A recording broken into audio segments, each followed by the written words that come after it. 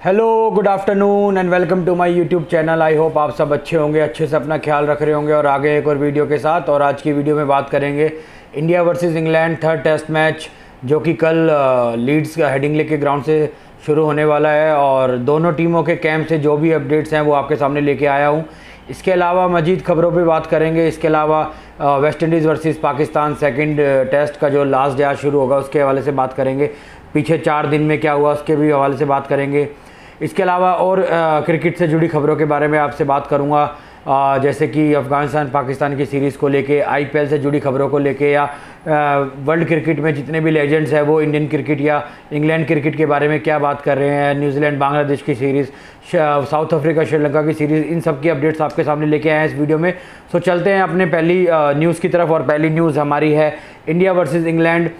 जी हाँ, third test match Leeds Headingley के ground से कल बुधवार को स्टार्ट होगा। और ये यॉर्कशायर के काउंटी का ग्राउंड है। और आपको बता दूं, जो रूट और डेविड मिलान का ये होम ग्राउंड है। हाँ जी, डेविड मिलान को थर्ड टेस्ट के लिए स्क्वाड में लिया गया है। इसके अलावा एक बैड न्यूज़ है इंग्लैंड के कैंप से कि मार्क वुड जो है वो रूल्ड आउट हो गए थर्ड टेस्ट से, लेकिन वो कैंप के साथ जुड़े रहेंगे, रिहैब में है। बिकॉज ऑफ वो आपको पता होगा फील्डिंग के दौरान जब वो बॉल बाउंड्री पे पकड़ने गए तो उनके शोल्डर में इंजरी हो गई है, जिस वजह से वो थर्ड टेस्ट मैच में नहीं होंगे। हालांकि उन्होंने सेकंड मैच में बहुत अच्छी बॉलिंग की थी। कहीं ना कहीं मुझे लगता है इंग्लैंड टीम को थोड़ा सा झटका लगेगा। और मैंने अपनी लास्ट वीडियो में आपको बताया था कि जो भी इंग्लैंड ने जो अपना थर्ड टेस्ट की जो स्क्वाड है वो अनाउंस कर दिया है, उसमें 2-3 चेंजेस हैं। जैक क्रोली आउट हो गए हैं, टॉम सिबली आउट हो गए, उसके अलावा डेविड मिलान अंदर आए हैं। सो मुझे कहीं ना कहीं लगता है कि जो पूरी जो इंग्लैंड की टीम है वो कहीं ना कहीं मैनेजमेंट है वो भी परेशान है, कुछ इंजरीज़ को लेके या बैटिंग ऑर्डर को लेके। बिकॉज जो भी इंग्लैंड के बैट्समैन हैं, जो रूट को छोड़ के पूरी टीम में वो एक स्पार्क नज़र नहीं आ रहा है बैटिंग में, या वो पार्टनरशिप्स नहीं हो पा रही हैं, या वो रन नहीं हो पा रहे हैं, जिसकी वजह से इंग्लैंड की टीम को कहीं ना कहीं खामियाजा भुगतना पड़ रहा है। जो रन की उम्मीद टीम और कैप्टन और मैनेजमेंट को है अपने प्लेयर से, वो नहीं दे पा रहे हैं। इसके दूसरे अदर हैंड अगर हम इंडिया की बात करें तो एक कैंप से खुशखबरी है कि शार्दुल ठाकुर बिल्कुल फिट हो गए और वो थर्ड टेस्ट के लिए रेडी हैं। एक स्वीट सा पेन होगा या सर दर्द कह लें विराट कोहली और रवि शास्त्री के लिए कि वो अपनी प्लेइंग 11 में किसको ऐड करते हैं। बिकॉज अभी आपने सेकंड टेस्ट में जो चारों फास्ट बॉलर को देखा वो भी सारे फिट हैं। और एक अच्छी बात ये हुई कि सेकंड टेस्ट और थर्ड टेस्ट के बीच में एक अच्छा गैप मिल गया प्लेयरों को रेस्ट करने का और ट्रैवलिंग का भी, और उसके बाद प्रैक्टिस भी अब टीम अच्छे से कर रही है। सभी प्लेयर टचवुड फिट हैं और सभी खेलने के लिए रेडी हैं। अब देखना होगा कि विराट कोहली किस कॉम्बिनेशन के साथ जाते हैं। मुझे लगता है ज़्यादा चेंजेस बिल्कुल नहीं होंगे। हो सकता है तो शायद एक चेंजेस, अगर फोर्स चेंजेस हो सकता है जस्ट बिकॉज ऑफ कि प्लेयर रोटेशन में अगर रेस्ट देना हो। अदरवाइज मुझे नहीं लगता कि रेस्ट किसी को दिया जाएगा। पिच की अभी सामने नहीं आई है कि पिच कैसी बनी है। मुझे लगता है सेम लॉर्ड्स की तरह पिच होगी, लाइव ग्रास ज़रूर होगी पिच पे। बारिश की कंडीशंस की बात करूँ तो ज़्यादा बारिश नहीं दिखा रही है, बट आप सबको पता है इंग्लिश वेदर प्रेडिक्शन करना बहुत मुश्किल है, और रेन ना भी होते हुए भी रेन आ जाती है। सो वेदर पे ज़्यादा ध्यान ना देते हुए पिच की हम बात करेंगे। जैसे पिच की कोई अपडेट आएगी तो कल की वीडियो में मैं आपसे बात करूँगा। इसके अलावा ये था इंग्लैंड और दोनों जो इंडिया की जो कैंप से खबरें थी। बस अब ये देखना होगा इंग्लैंड को कि वो अपना कौन सा कॉम्बिनेशन खिलाते हैं। मुझे लगता है कि रोरी बंस के साथ वो डेविड मिलान के साथ जाएंगे, हसीब हमीद को शायद ओपनिंग कराएं। और कल मैं अपनी मैच से पहले प्लेइंग 11 दूंगा दोनों टीमों की, और उस पर भी बात करूँगा। वैसे मेरा मन था कि मैं बात करूँ mark to mark, but India की तो मुझे लगता है प्लेइंग 11 जो है सेटल लग रही है, बट इंग्लैंड का थोड़ा देखना होगा। और इसके अलावा आपने देखा होगा सेकंड मैच में जो भी बेंटर्स हुए या जो भी कहा सुनी हुई, खींचातानी हुई प्लेयरों के बीच में, वो ना थोड़ा रुकने का नाम नहीं ले रही है। जेम एंडरसन कहीं ना कहीं अपने इंटरव्यूज़ में या ट्वीट करते हुए नज़र पाए जा रहे हैं।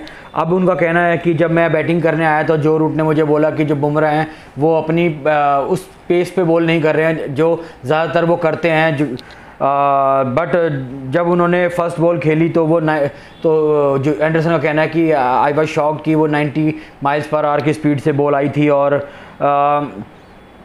बिल्कुल वो जो जहाँ वो बॉल डालना चाहते थे वहाँ बिल्कुल उन्होंने एम करके बॉल डाला, और वो कह रहा है मैंने अपने करियर में ऐसा कभी फील नहीं किया और मुझे लगता है कि वो मुझे आउट करना नहीं चाहते थे।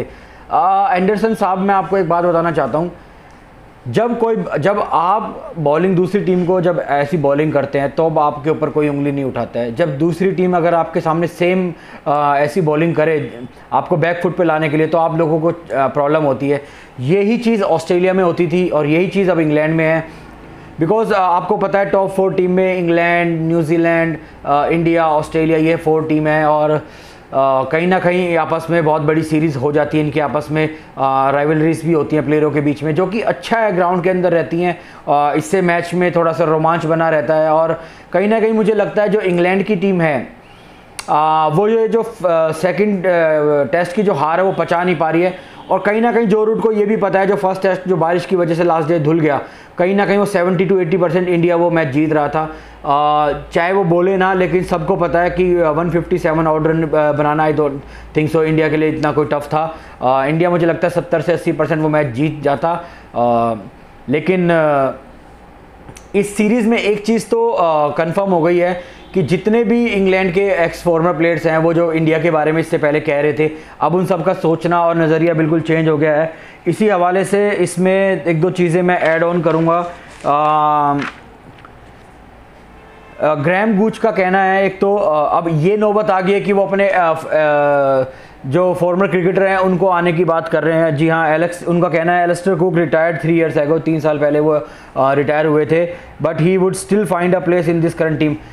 मतलब वो अभी भी प्लेइंग 11 में अपनी जगह बना सकते हैं। इसका मतलब ये है कहीं ना कहीं जो सबके मन में बात है, इंग्लैंड कैंप में भी बात है, कि जो वो बैटिंग ऑर्डर जो शेकी हो गया है, जहाँ से वो रन नहीं आ रहे हैं, इंग्लैंड के कैंप के लिए सबसे बुरी खबर यही है कि बॉलिंग तो इंग्लैंड की बहुत अच्छी है, नो डाउट, बट कहीं ना कहीं बैट्समैन का जो कंट्रीब्यूशन आता है टीम के लिए, चाहे वो ओपनिंग को लेके हो, चाहे वो मिडिल ऑर्डर में हो, इंग्लैंड जो चाह रही है वो चीज़ हो नहीं पा रही है, उनके फेवर में नहीं जा रही है।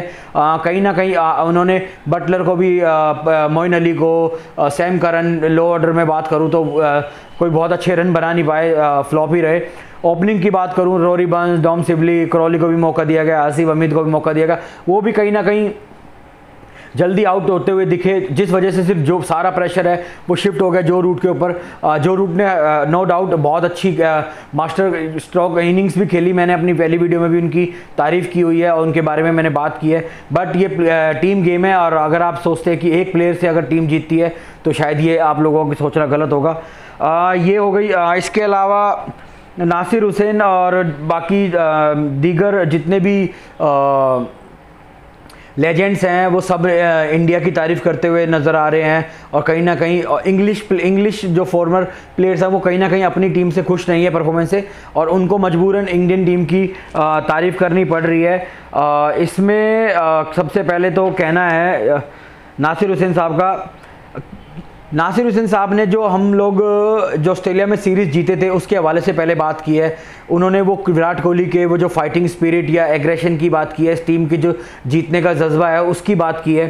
उनका कहना ये है कि हमने इसी स्टाइल में इंडिया को ऑस्ट्रेलिया में जीतते हुए देखा है। जब विराट कोहली फर्स्ट टेस्ट के मैच के बाद अपने घर आ गए थे, जब उनकी बेटी का जन्म होना था, उसके बाद रहाणे ने उस टीम को लीड किया, और जो फाइटिंग स्पिरिट थर्ड टेस्ट पहले मैच वो 36 ऑल आउट के बाद वो एडिलेड मैच जीतना, उसके मेलबर्न मैच जीतना, उसके बाद सिडनी को ड्रॉ कराना, और फिर लास्ट में जैसे पेन ने बोला I will see you in गाबा, और फिर गाबा में जाके उनका घमंड तोड़ना और उनको उन्हीं की ज़मीन पे 32 साल के बाद हराना, ये अपने आप में बहुत अच्छी बड़ी अचीवमेंट थी। और जिस जज्बे और जिस फाइटिंग स्पिरिट के साथ इंडिया ने वो सीरीज़ जीती, आपने उसमें देखा होगा प्लेयर्स के साथ आपस में बेंटर हुआ, क्राउड्स ने कितनी मिसबिहेव किया प्लेयर्स के, सिराज के साथ रशियल कमेंट पास किए, और जाने कितने बाहर से भी लोगों ने बहुत कुछ कहा। लेकिन वहाँ से टीम इंडिया का जीतना और इस इंग्लैंड में आना, और इंग्लैंड में फर्स्ट मैच में भी ऑलमोस्ट 70 से 80% जीतना,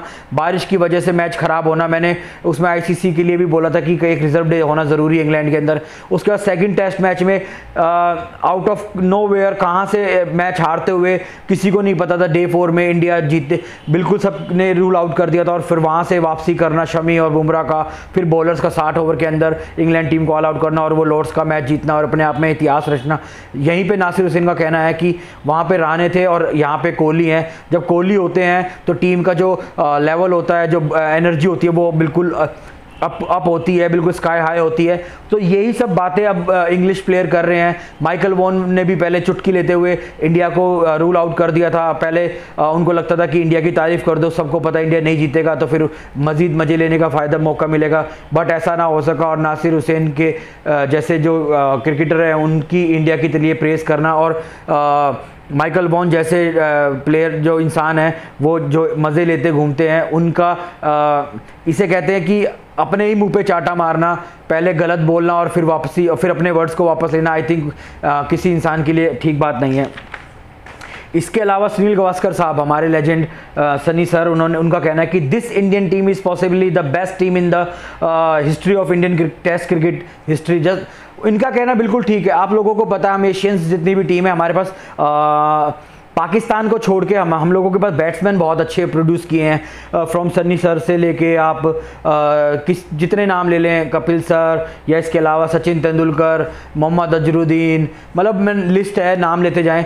बट हमारे पास स्पिनर्स हमेशा से अच्छे रहे हैं, लेकिन हम फास्ट बॉलिंग यूनिट डिपार्टमेंट में हमेशा लैग किया है। लेकिन पिछले आने वाले 10 साल में आप देखें तो इंडियन टीम की जो बॉलिंग है, उन्होंने मैच फास्ट बॉलिंग की मैं बात कर रहा हूँ, उन्होंने मैच जिताना स्टार्ट किया। और विराट कोहली ने पिछले 5 से 6 साल के अंदर सिर्फ एक ही काम किया है कि इंडियन टीम की जो फास्ट बॉलिंग यूनिट है उसको बिल्कुल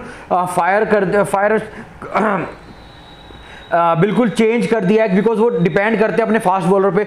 आप नाम लीजिए, उमेश यादव, शमी, ईशांत शर्मा, बुमराह, नाव शार्दुल ठाकुर, नाव सिराज, मतलब आप नाम लेते जाइए और इतने अच्छे अच्छे फास्ट बॉलर्स इंडिया को मिल चुके हैं। और आज बैटिंग से नहीं अपनी बॉलिंग से इंडिया मैच जीत रहा है। और इसका जीता ज़्यादा example last test match Lord's का आप देख सकते हैं। सो उन्होंने प्रेज़ किया है और मुझे लगता है सनी सर ने बहुत अच्छा प्रेज़ किया है। इसके अलावा विराट कोहली के हवाले से खबर है कि जो उनके जो चाइल्डहुड कोच थे राजकुमार शर्मा जी, उनका कह रहा है, it is shocking for me that Virat has fallen to the 5th spot in the test ranking, I will definitely talk to him. और मुझे लगता है बहुत अच्छा स्टेप है सर का। जब आपको पता है जिस कोच ने आपको ग्रूम किया है फ्रॉम चाइल्डहुड, उन्हें पता होता है आपके अंदर क्या खामियां हैं, क्या आपके अंदर अच्छाइयां हैं। अगर वो उनसे बात करते हैं और उनसे क्योंकि विराट कोहली जिस कैलिबर के बैट्समैन हैं उनको कुछ सिखाने की जरूरत नहीं है, कुछ छोटे छोटे पॉइंट्स हैं, अगर उन पे वो वर्क करे, जैसे बाहर जाती हुई बॉलों को छोड़ना स्टार्ट करे तो आई थिंक वो सक्सेसफुल होंगे। और मुझे लगता है बहुत टाइम हो गया अब विराट कोहली के रन पेंडिंग है, वो मुझे लगता है इन आने वाले 2-3 टेस्ट मैचेस में ज़रूर रन आएंगे। ये मेरी गट फीलिंग है कि विराट कोहली रन ज़रूर करेंगे। इसके अलावा फारूक इंजीनियर साहब, हमारे लेजेंडरी साहब, फॉर्मर क्रिकेटर हैं, उनका कहना है each batsman is recognised with Virat Kohli will come back stronger. उनका कहना है कि विराट कोहली जब भी ग्राउंड में उतरते हैं तो हम उनसे एक्सपेक्ट करते हैं कि वो बड़े रन करें, 100 करें, बिकॉज उन्होंने वो बार सेट कर दिया है हर इनिंग में अच्छे रन करना। तो वो कह रहे हैं कि मुझे लगता है कि he will definitely come back. क्यों ना करें, क्योंकि फॉर्म कहते हैं class is permanent, form is temporary. Form हमेशा टेम्परेरी होती है और आती जाती चीज़ है, और बड़े बैट्समैन को एक इनिंग लगता है दोबारा फॉर्म में आने के लिए। और अब सबको इंतजार है विराट कोहली की उस फॉर्म का, और सबको लगता है कि वो इन 3 टेस्ट मैचों में ज़रूर आएगी। इसके अलावा सचिन तेंदुलकर साहब का कहना है कि each batsman is recognised with 1 shot and cover drive belongs to Virat Kohli. जी हाँ, जिस हिसाब से विराट कोहली कवर ड्राइव करते हैं, full stretch with front foot और बिल्कुल लंबा पैर निकाल के हल्का सा बैंड होके एक्सटेंशन ऑफ द आर्म करते हैं, बहुत खूबसूरत लगते हैं खेलते हुए। और जब भी वो अपनी इनिंग में आते ही अगर जब वो कवर ड्राइव खेल लेते तो आप देखना उनका गेम बिल्कुल डिफरेंट हो जाता है, वो अलग लीग के प्लेयर लगते हैं। सो सचिन तेंदुलकर के साथ मैं सेकंड करता हूं। इसके अलावा रोहित शर्मा ने बोला है कि we have 3 world cup in next 3 year. हाँ जी, आने वाले 3 सालों में लगातार 3 वर्ल्ड कप है and we must win this tournament. इनमें से कोई एक टूर्नामेंट वो ज़रूर जीतना चाहेंगे। This one obsession will we have to fulfil और else I will be very disappointed. अब रोहित शर्मा का ये कहना इसलिए है कि रोहित शर्मा की जो एज है वो 34 हो गई है और आने वाले 3-4 साल में 37-38 साल के होंगे, और वो एक टाइम होता है किसी भी प्लेयर का रिटायरमेंट का। वो अपने रिटायरमेंट से पहले चाहते हैं कि ये तीनों वर्ल्ड कप में से कोई ना कोई 1 या 2 टूर्नामेंट वो जीतें और इंडिया को वर्ल्ड कप जिताएं जाने से पहले, और अपने कंधों अपने बलबूते पे वो जिताने की बात कर रहे हैं। अगर वो नहीं जीते वो अपने आप को सोचते, कोई भी प्लेयर चाहता है अगर उसका कैरियर में एक वर्ल्ड कप जरूर उनके नाम हो, वो नहीं चाहते किसी भी तरह डिसअपॉइंट हो। तो ये कहना है रोहित शर्मा का। फिलहाल ये तो रही इंडिया वर्सेस इंग्लैंड सीरीज़ में क्या क्या कॉम्बिनेशन हो सकता है उसके बारे में कल बात करूंगा, जो लेजेंड्स ने कहा उस बारे में। सो ये थी पहली टॉपिक। इसके अलावा हम चलते हैं अपने सेकंड स्टोरी की तरफ, जो है Pakistan versus West Indies second test, जिसका कल चौथा दिन ख़त्म हुआ। और चौथे दिन के ख़त्म पे West Indies 49-1 need 280 run, Pakistan need 9 wickets to win this second test match and level the series. First inning में पाकिस्तान ने 302 रन बनाए, वेस्ट इंडीज़ ने 150 बनाए। फिर पाकिस्तान ने सेकंड इनिंग में 176 पे 6 डिक्लेयर कर दिया। अभी वेस्ट इंडीज़ 49 पे 1 है, मैं आपको बता चुका हूँ। वेस्ट इंडीज़ को 280 रन चाहिए, पाकिस्तान को 9 विकेट चाहिए। फर्स्ट इनिंग में रोच ने 3 wicket, Jayden Seales 3 wicket, Holder 2 wicket. Pakistan की तरफ से अब्बास ने 3, शाहीन अफरीदी 5 लिया, उन्होंने 6 विकेट ऑल लिया, 6 wicket and 5 1 wicket. Second inning में Holder 2, Joseph 2, Mayer and Brathwaite 1, और सेकंड इनिंग में शाहीन ने रन आउट किया है। शाहीन अफरीदी मुझे लगता है अपनी लाइफ की फॉर्म में चल रहे हैं, गुड फॉर्म में चल रहे हैं, और वेस्ट इंडीज़ को कहीं ना कहीं रास आ रहा है, चाहे वो पहला मैच हो सेकंड मैच हो। ये जो पिच है, ये जो हालात है, वो बॉलर्स को मदद कर रहे हैं, लेकिन उसके अलावा भी बॉलर को भी अच्छे लाइन पे बॉल डालनी चाहिए, तभी जाके आपको विकेट मिलेंगी। जब आप आगे बॉल करेंगे तो बॉल को टाइम मिलता है स्विंग एंड सीम का, और विकेट टू विकेट बॉल करने से आपको फायदा होता है, LBW एंड एजेस लगने के बाद कैच स्लिप में कैचेज जाने का। तो शाहीन अफरीदी बहुत अच्छी फॉर्म में है। बाबर आजम ने बहुत अच्छे रन बनाए। मैं यहाँ पे सबसे पहले बात करना चाहूँगा फवाद आलम की, what a player he is. और जब से कम बैक किया है उन्होंने पीछे मुड़ के नहीं देखा है, हालांकि उनके जो 10-12 साल है वो उनको कोई लौटा नहीं सकता। अगर आज वो लेकिन एक चीज़ यहाँ प्रूव होती है, डोमेस्टिक सर्किट के रन और उसमें बिताए हुए टाइम आपके लिए कितने इंपॉर्टेंट होते हैं, और वो यहाँ पे देखने को मिलता है। पहले मैच में 76 रन इनिंग में, फिर आपको रिटायर्ड अर्थ देन 100, और अपनी टीम को आज विनिंग पोजीशन में ले जाके खड़ा कर दिया है। आज लास्ट डे होगा, कहीं बारिश अगर आती है तो स्पॉइलर ना हो, मैच मैं चाहता हूँ पूरा हो, और इस टाइम पे बैट एंड बॉल का मैं वो जो क्लैश है वो देखना चाहता हूँ। अगर पाकिस्तान को 9 विकेट चाहिए, वेस्ट इंडीज़ कैसे यहाँ पे सरवाइव करता है, टेस्ट जीतने जाता है या बचाने जाता है, वो देखना होगा। बस मैं चाहता हूँ बारिश स्पॉइलर ना बने। And congratulations to Shaheen Afridi and Babar Azam and team, because उन्होंने बहुत अच्छा एफर्ट किया, और अगर ये मैच जीतते हैं तो ये सीरीज़ ड्रॉ हो जाती है, और जिससे दोनों टीमों को ड्रॉ के जो पॉइंट्स हैं वो शेयर हो जाएंगे। मैं चाहता हूँ इस मैच का रिजल्ट निकले, बिकॉज टेस्ट मैच का रिजल्ट निकलना हर टीम के लिए बहुत ज़रूरी होता है, और मैचेस को इंटरेस्टिंग बनाने में बहुत ज़रूरी होता है।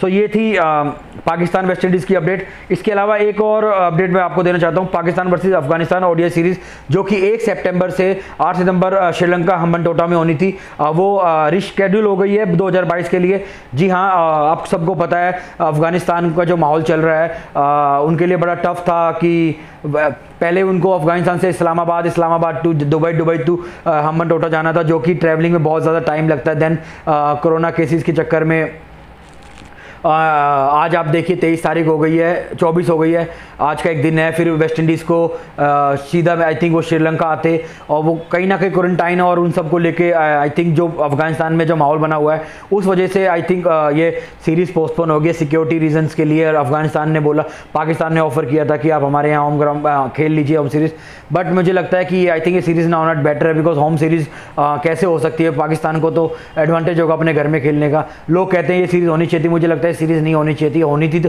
फिर हम्बनटोटा में ही होती, पाकिस्तान को वहाँ पे एडवांटेज होता।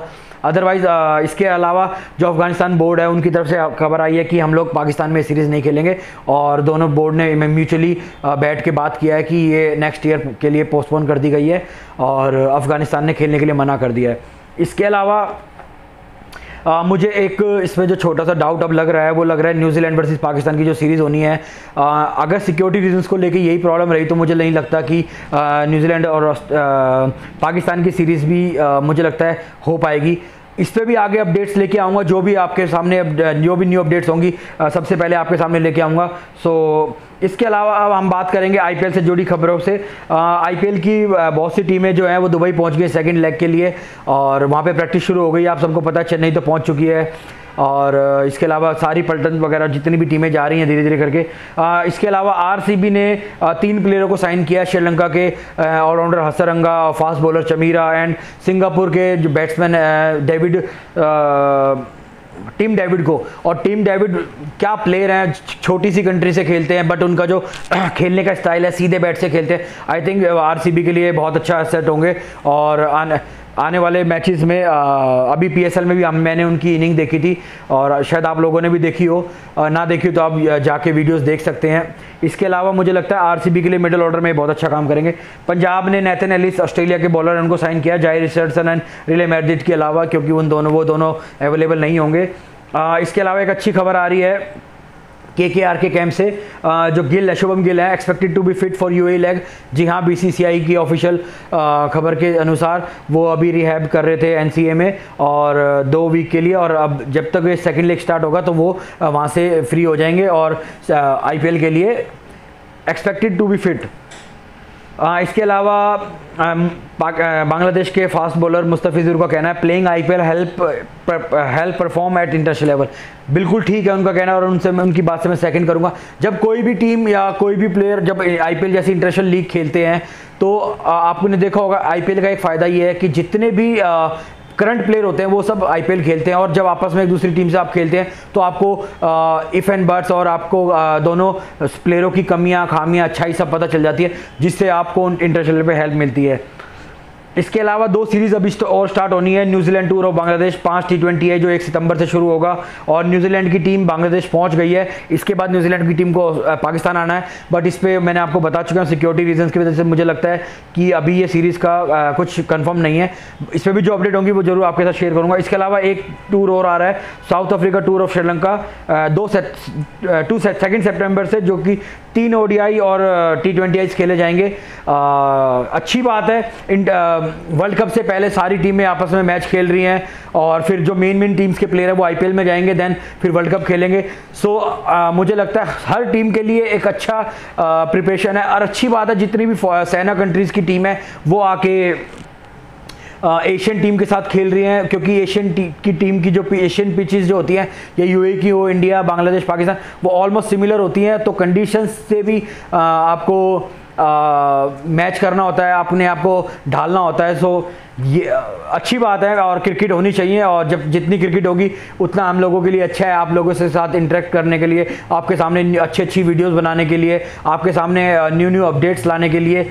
सो गाइज, ये थी आज की वीडियो, और आज की वीडियो में ये जितनी भी अपडेट्स मैंने आपको दी हैं ये लेटेस्ट अपडेट्स हैं, और अभी जितनी भी डेवलप होंगी खबरें पूरी क्रिकेट वर्ल्ड से वो ज़रूर आपके सामने लेके आऊँगा। मैं सिर्फ इंडिया की क्रिकेट या पाकिस्तान की क्रिकेट की बात नहीं करूँगा, मैं पूरी वर्ल्ड वाइड क्रिकेट की बात करूँगा। अभी मैं कुछ धीरे धीरे मैं वीडियोस थोड़ी लंबी करना स्टार्ट करूँगा, जिसमें मैं अपने सारे टॉपिक्स कवर कर लूँ। आई होप आप सबको मेरी वीडियो पसंद आ रही होगी। So guys, like my video, subscribe my channel and bell का आइकन दबाना ना भूलें, जिससे मेरी आने वाली सभी वीडियो की नोटिफिकेशन आपको मिल जाए। कमेंट करके बताएं मेरी वीडियो आपको कैसी लग रही है। तब तक अपना ख्याल रखें, ध्यान रखें, मिलते हैं अगली वीडियो में। तब आई थिंक हाँ ठीक है, आज की वीडियो में इतना ही। सो गाइस, ध्यान रखें, ख्याल रखें, मिलते हैं अगली वीडियो में। Bye bye, take care, thank you.